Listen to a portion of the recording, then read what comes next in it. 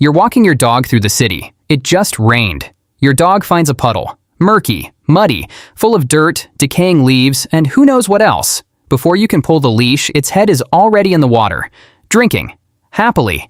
A few hours later, your dog is fine, sleeping on the rug, dreaming about squirrels, zero digestive issues.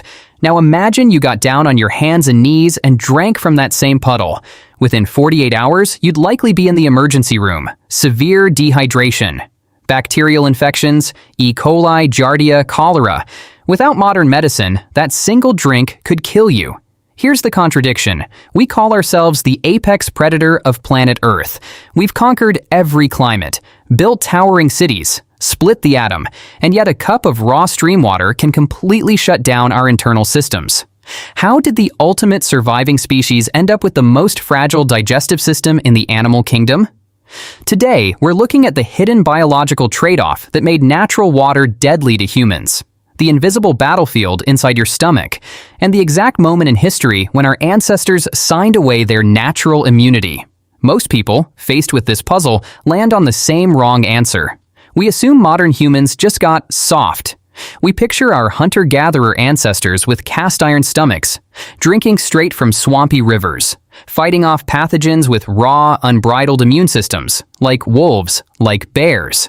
The story goes, we invented filtration plants, bottled water, indoor plumbing, and our bodies forgot how to handle wild bacteria. Civilization made us weak. That's the theory. It sounds logical. It makes a great story about returning to nature. But biologically, it's completely backward. Ancient humans were dying from bad water just as easily as we do today. Look at the skeletal remains, the fossil records. Waterborne illness was a massive, relentless killer of early Homo sapiens. We didn't recently lose some magical immunity to dirty water. We lost it millions of years ago, long before the first city, long before we even looked fully human. So why? Evolution is supposed to ruthlessly select for traits that keep you alive. Water is the most basic requirement for life on land. Every animal on Earth drinks it daily. If drinking natural water kills you often enough, that's a catastrophic evolutionary failure. To understand why this glitch survived in our blueprint, we need to stop staring at the water and start looking at what it actually costs an animal to digest it safely, the invisible price of biological armor. Think about your dog, or a wild wolf, or a vulture. How do they survive swamp water? No magic force field, just extreme internal chemical warfare. When an animal drinks contaminated water, bacteria and parasites hit the stomach. In scavengers and many carnivores, that stomach is basically a vat of concentrated acid. A vulture's stomach acid can approach a pH of 1.0, strong enough to dissolve bone. Metal, the DNA of anthrax or botulism. Harmful bacteria hit that environment, and they're shredded instantly. But maintaining that acid, maintaining the thick, fast-regenerating stomach lining so you don't digest yourself, that is biologically exhausting. Your body runs on a budget, a finite number of calories every single day. And in the animal kingdom, running a massive, high-powered digestive tract is one of the most expensive things you can do. A gorilla spends a huge chunk of its daily energy just running its gut, fermenting raw plants, neutralizing toxins. Early hominids had these same large, energy-hungry digestive systems. Tough, built for raw, dirty inputs. Then the environment changed. Early humans needed to range further, hunt smarter, adapt fast to shifting climates. Survival needed a new tool, not sharper claws, better problem solving. Survival needed a bigger brain. And this is where the biological math breaks. The human brain is a metabolic monster, just 2% of your body weight, but it burns 20% of your daily energy. Insanely expensive to run.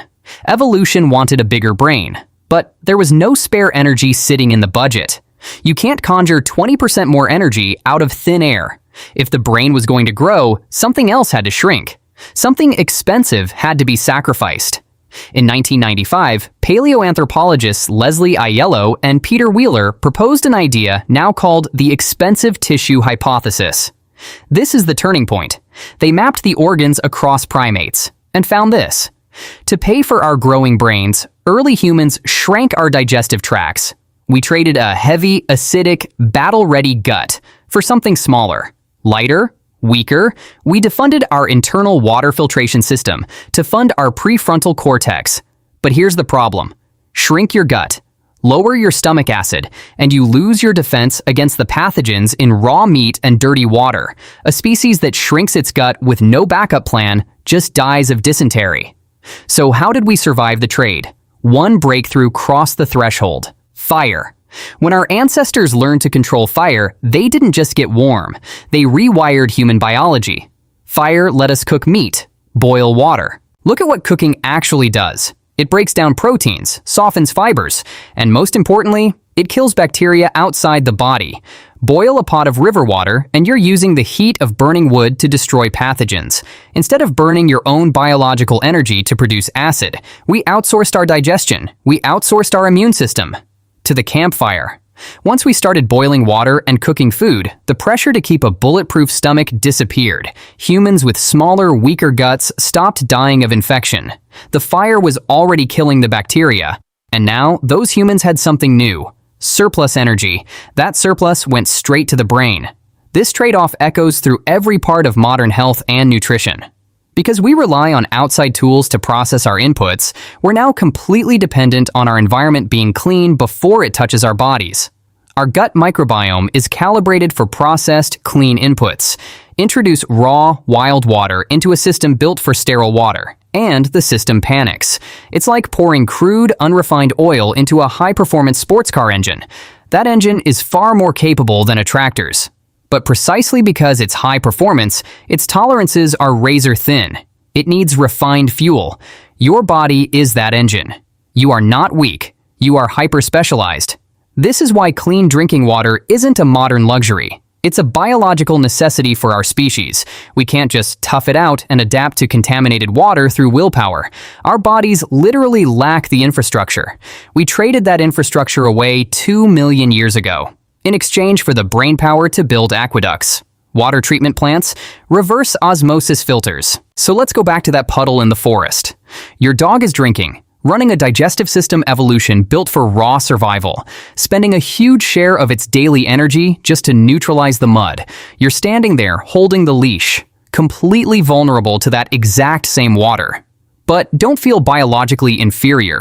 That fragility is exactly why you're standing on 2 legs. Holding a leash you manufactured, wearing clothes you designed, thinking through complex biological ideas. Your dog's body built a water filter. Your body built a brain capable of understanding the universe. So next time you turn on the tap and pour a glass of clear water, don't see it as routine.